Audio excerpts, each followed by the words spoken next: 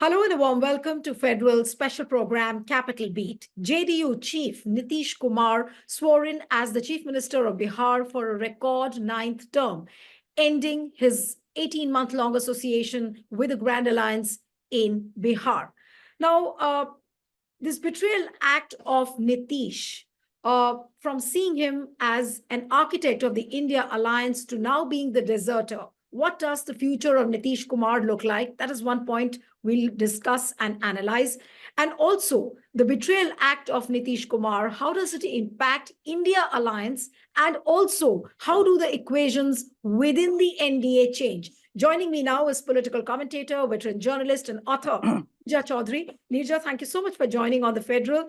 And of course, we'll start with the politics of Paltu Ram, as popularly it's being, screened across the social media.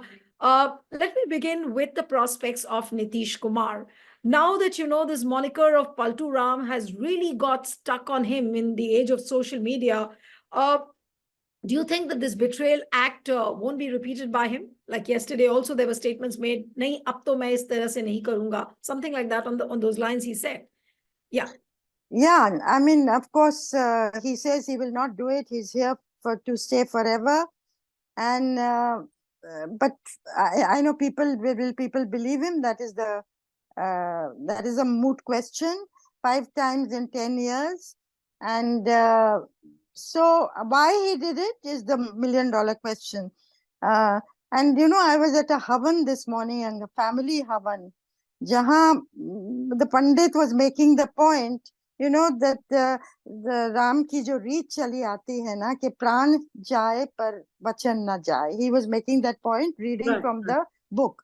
And then he slipped into example.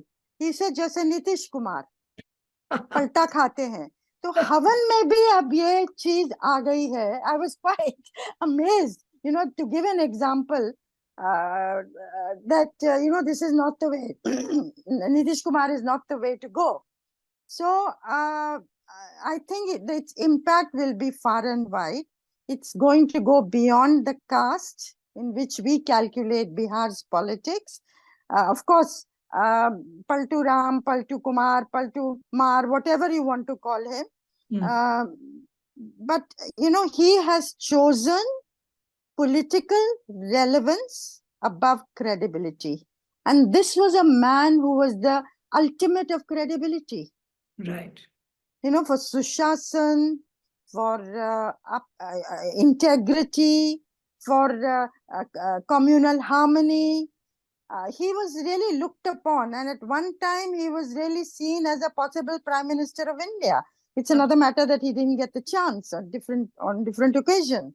Right. But for him, somebody like him, to opt for political relevance as a better option shows the state of affairs of our Indian politics today. But how irrelevant yeah, ideology, value systems, anything like that, your word has absolutely become. No, it does, leave a feeling of vacuum, political vacuum, that what has really gone wrong in this age of unprincipled politics. But the reasons which Nitish Kumar cited, that, look, he's unhappy with Congress, that is what JDU spokesperson KC Tyagi said. Then he also said, when he came out and spoke to the reporters yesterday, Nitish Kumar said that all is not well within the Mahagathbandhan. Now, are those reasons flimsy, or do those reasons really carry weight when they start accusing Congress, when they say that all is not well? Now, how would you look at those reasons for his, departing from the India alliance? Look, what he's saying is absolutely correct. That India alliance was not taking off. His word was not being heeded. He'd been promised convenership. The Congress did not deliver. I remember going to the India alliance meeting in Bombay, and I remember certain Congress people telling me this, close to Mr. Kharge, the Congress president, that we are happy with Nitish Kumar becoming the convener. It will be announced in a day or two, and that's not the way things panned out. So his grievances are very genuine. Right. But I would say, having done flip-flops 4 times earlier, Suppose it's not a good analogy to make, but suppose in the freedom movement, Sardar Patel had said, I'm not happy with what I've got, and therefore I'm going to go and join the British. I mean, it's a bad analogy because in a sense of, it is one Indian party against another, so it's not foreign rule against, Indian side. It's a bad analogy. But do you give up so quickly what you believe in for, to join, not even to say, I'm going to, sit back now, I'm not going to play a role, but to jump ship and go to the other side. And it is only because of political relevance. If he had continued here, and obviously things were bad nationally as well as with RJD, which is talked about, he, if the BJP had won the Lok Sabha elections, which is likely, it is possible they would have brought down the government in Bihar. They would have broken his party. That is all, and he would not have remained chief minister. He would have been in political wilderness. Now he has bought time to be politically relevant, to be chief minister. Maximum, I feel, for a year, because if the BJP does win, will the BJP go in for a change in government before the assembly elections next year? Certainly, after the assembly elections, they are unlikely to repeat Nitish Kumar as chief minister. They will want their own person to be there. But Neerja, it's very easy to blame Congress that, they were not doing enough. India Alliance didn't take off. But look at what Mr. Kharge said yesterday, that, we had an inkling that, this kind of a thing was to happen. In fact, I was on the federal discussion only yesterday, and one of the Congress spokespersons who had joined, they themselves said that, just imagine the situation where we would have declared him the convener, and then he would have done this flip-flop. What an egg would have been, on the India Alliance face. So would it not be unfair to blame Congress squarely, for all this? Look, I think it is a little bit of a post facto justification, because if you look at it, we are only a few weeks away from elections. Right. With the India Alliance has been talking about one-on-one contests in at least, they say, 400 Lok Sabha seats that they have earmarked. This we've heard, for months now. Have they taken steps forward to bring about seat adjustments? Where? Right. They haven't even lined up lineups. Secondly, in the assembly election, did they go in for alliances with their partners? Now, there was ambivalence that it was only meant to be in the Lok Sabha, not in the assembly. But if it is India, not just the Congress, if it is to be India that takes on a Modi-led BJP, then that perspective has to, play out in every way, So I would say that's number one. Have they moved forward on seat sharing? Number two, the timing of Rahul Gandhi's yatra. It's all right. It's a good exercise and so on. Builds up Rahul Gandhi's leadership. He's well-meaning, sincere. But again, I say, if India is to give the challenge to the BJP, did they consult with the allies? No. All the allies say no. Did they consult with Mamata Banerjee, Akhilesh Yadav? What do we do when we reach your states? How do we make fullest use of this yatra? No. Right. So are you serious about this? So when Nitish Kumar says a lot of time has been lost, he's right. His grievance is right. But the point is, what do you do? Is this the way out? And what does it do to your credibility? It is in tatters today. And right. Nitish Kumar, where was he and where is he today? Absolutely. No, but we're talking about the lost credibility of Nitish Kumar, but look at what Amit Shah and Prime Minister Narendra Modi just very recently said about Nitish Kumar. So what does it speak about them? Have they not proved themselves as equally strong Paltumars? Look at the statement which Amit Shah said, that aapke liye darwaza band ho gaya hai, Lalan Singh or Nitish Kumar. Then similarly, when he made this obnoxious comments about women, Nitish Kumar, then Prime Minister Narendra Modi mentioned about it in the rally. Smriti Irani spoke about it. Now what does one speak of them? Absolutely. They are equally Paltumars. Yes, they have also gone back on what they said earlier. And that's the point I'm making. It really shows how cynical and, as you use the word, unprincipled Yeah, Our politics is ideology and principles and values died a long time. It's a horrible thing to say because without hope, what do you do? But absolutely. maybe new energies will be generated, maybe new leaderships will be thrown up. Who knows? Right, The situations throw up their own different solutions. And right. one hopes that India is resilient enough to do that in the coming months and years. Yeah. Now coming to the India opposition bloc. Now, Nitish's exit, how does it really pan out, as far as the equations within the India bloc are concerned? Given the fact that Trinamool Congress hasn't been very cooperative, they will go alone. Aam Aadmi Party, they are saying they will go alone. But when it comes to Bihar, what happens? Does Congress and left, do these parties get more room now? Do they get more elbow room to maneuver? How does it pan out really in Bihar for India Alliance now? Look, as far as the BJP is concerned, they now have their eyes on two states to maximize their gain. Maharashtra with 48 seats and Bihar with 40 seats, where they feel they can get more seats, then they will lose some seats. They peaked in the northern states last time. So they will want that loss to be filled up and to be made up. Now, these two states, Maharashtra, a very interesting drama. I'm in Bombay at the moment. It's very interesting drama is unfolding. But coming to your question of Bihar, without Nitish, what does Nitish Kumar have? He's the smallest partner as far as BJP and RJD is concerned. But if the BJP has to come to power, they need Nitish Kumar. If the RJD has to come to power, they also need the small group that represented by Nitish Kumar.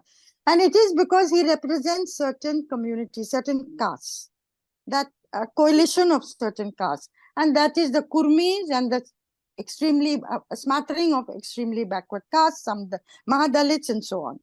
Now, without Nitish Kumar, can RJD and Congress presence in Bihar is almost not there, very little. Right. So can they, with the left parties, swing it? When you have on the other side Narendra Modi led BJP and Nitish Kumar now joining them. I don't know whether, it's a very, what is the word, optimistic scenario for the India Alliance in Bihar today. So it's been a huge setback for India Alliance, Nitish Kumar going the other way. In other states also, Neerja, how does it pan out really for India bloc? Can they really regroup themselves? Now, Nitish's departure, what happens to the Congress's equation with Mamta? Will it help Congress bringing them closer to Mamta? Look, if you scratch the surface, you'll find that the regional satraps believe that Narendra Modi is coming back to power. Right. And they have to protect their flock. They have to, a senior leader from UP, one of the regional leaders said this to me, we have to survive today. We've got to keep our flock together in order to fight a battle another day. So I can't share seats with anybody else. I have to fight for every seat. So they are fighting a battle for survival. It's another matter that it would be better fought had they been together rather than going individually. That's another thing, but that's the way they are seeing it. So they don't see the Congress, neither Mamta nor Akhilesh Yadav see the Congress bringing much on the table. And they feel that they will have to just give up their own seats, their winnable seats to the Congress, which the Congress may or may not win, as we saw in Bihar on an earlier occasion. Right. So I think India Alliance as an alliance is now an academic construct. It will remain to be seen how much of a fight the Congress now puts up as an alternative to the BJP. And the Congress, having lost the 3 Hindi heartland states very recently, is also not on a very good wicket.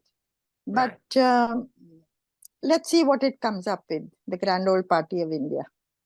So what does the scenario look like if all the opposition parties are going alone? And that is at least what it seems like. And you also said that it's a battle for their survival. And if they are going alone, so how does it really pan out post, if we are assuming that Modi comes back? is going to be very, very tough for the opposition now, post elections. I think it will be difficult for the opposition. And the opposition certain parties may also calculate if we don't come together with the Congress, we may buy peace with the BJP. As far as cases are concerned, ED cases, CBI cases, which have been unleashed against the opposition leaders. Right. So I think the worrying part for India's democracy, for you and me and everybody, is the weakening of an opposition which is necessary for a democracy to thrive. And it raises the question, are we willy-nilly heading for a near one-party democracy now? That's really very worrying. And but also, Neerja, the point is that now with Nitish joining the NDA, and he was the one to bring in the caste census, and he was a kind of an architect of all this OBC narrative, which was woven recently. Now, what happens to that? Does Nitish put that in the deep freeze, or he will use this as a weapon to, make BJP uncomfortable time and again? We know how Nitish Kumar functions. Look, the BJP is concerned most about retaining and resting the support of the OBCs. I believe OBCs are going to be the flavor of 2024. A senior BJP leader had said to me not so long ago, saying we are not worried about that. We were talking in the context of Jats of Western UP, not worried about the Jats. We are worried about the OBCs. And I think Nitish Kumar played a card by holding a caste census, which showed 65% of the population in Bihar is OBC. Of that, a large 37% is EBC, is extremely backward. Now, will BJP be able to derive the benefit of that move? Certainly on the India side, their narrative will get weakened. Right. When Rahul Gandhi talks about a caste census and Nitish Kumar has jumped ship and gone to the other side, the architect of the caste census in Bihar, then it's not a very happy situation. Right, right. So, but how does Nitish Kumar really use this? Given the fact that now Nitish Kumar has two BJP deputy chief ministers around him, there is a talk in the political corridors of Bihar that Nitish Kumar obviously will not have that kind of freedom which he used to have in the Mahagathbandhan government. So, keeping all this in mind, do you think that he could use this caste census as a weapon? He could use it to arm twist BJP. Will that happen? Maybe not immediately, but maybe later he would use this to his ends. It would be very interesting to see how the BJP, Nitish Kumar's stand is known on the caste census. Right. He's done it. It will be interesting to see how the BJP navigates this minefield now. Right. And I think also remember that the BJP Janata Dal U combination has been a winning combination in the past. It is at the base level, it is the upper caste, along with the Kurmis, along with the extremely backward class, caste, and then with the Mahadalits, the Pasmanda Muslims. That was a very formidable combination, which brought them to power last time. Right. Then Nitish Kumar changed sides and went to form the Mahagathbandhan. So will there be a revival of that old coalition, which was a winning coalition? That remains to be seen. Right. Also, Chirag Paswan seems to be very, very disgruntled. I was speaking to some people in Bihar, and they said that apparently he was offered the post of the deputy chief minister, but this is all source-based, and he refused to work with Nitish Kumar. Now, if that is the case, is there a window which remains open with Chirag Paswan where he could cross over to the Grand Alliance? Well, I mean, he was there. I remember seeing him. At that, if I remember right, he was around when the swearing in was taking place, or am I right? Yeah, he was there. You see, the BJP is now going to reconstitute the NDA. Okay. There was a period where it let its allies go. Shiv Sena went, Akali Dal went, smaller parties went, Janata Dal U went. Now it is one by one trying to get them back into its fold. Right. Because for it, the stakes are high, and for the 224 elections, the stakes are high. Of course, that's a given. But people ask the question, post 224 election, does the BJP have a plan for which it may need not just a simple majority, but a two-third majority? True. Those are questions to which we will get answers in the time to come. Right. So my last bit of question with you, that is Nitish's betrayal act one of the biggest turning points just ahead of the Lok Sabha elections, which has completely changed the dynamics? I think it was unlikely for the India Alliance to win in 2024. But the alliance, had they seriously gone for one-on-one contest, could have brought down the BJP tally. Whether for 30 seats, 40 seats, 50 seats, 60 seats, that's a matter of speculation. Right. And if that had happened, then checks and balances would have kicked in. Right. And it would have been a different story altogether. Now, Nitish Kumar's jumping ship has made that very difficult. So it is a big setback for India Alliance, no doubt about that. Right. But what about the Modi factor? Now, BJP seems to be riding high on this Ram wave and this whole construct of the narrative post the Ram Mandir inauguration. So is that really now going to fetch them 400 plus seats as what they have been claiming?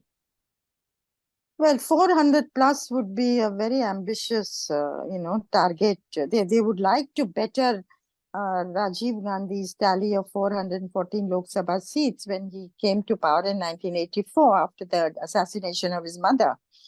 But whether it's going to be possible this time is I don't know. I think it's highly unlikely. But the BJP will go for the kill, no doubt about that. And as many seats, and you can see them, they are not only strategizing themselves on how to put their best foot forward, how to overcome their weaknesses. They are creating problems in the opposition rank. That's also part of their strategy. Yeah. So there is a hunger for power there, which is missing in the opposition side. Right. You made an important point just a short while back where you were saying that, we are heading towards a one-party rule where the opposition is weakened. I'm reminded of one statement with JP Nadda, I think 1 or 2 years back. He said that, gradually aap dekhenge ki koi opposition party bachegi hi nahi, except for BJP. Now, is that what he said at that point of time is really proving out to be correct? Look at Shiv Sena, look at NCP, now look at JDU. So, is really BJP's main priority looks like, completely wiping out the opposition. Yeah, and they're also, look at DMK people attacking the Congress. Yeah. And they're sniping at each other. Why? When they should be closing ranks. This is inexplicable. And maybe they are under pressure. But what it leaves for you and me is a worrying scenario where the opposition is so weakened in a democracy. And of course, on the BJP side, yes, of course, they have Narendra Modi. Many people during the recent state elections used to say this. Hum is baar Baghel ke liye vote kar rahe hain. We are voting for Baghel or we are voting for Gehlot. But in the big elections, we are going to vote for Modi.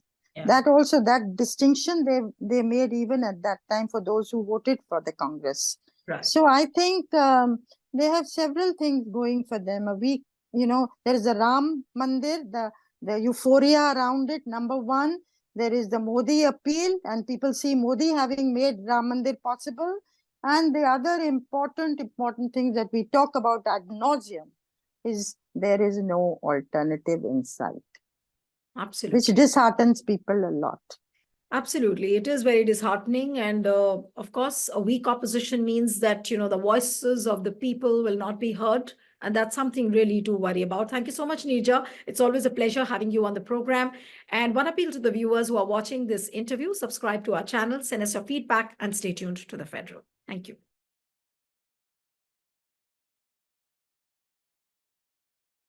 Subscribe to The Federal's YouTube page for more news and updates.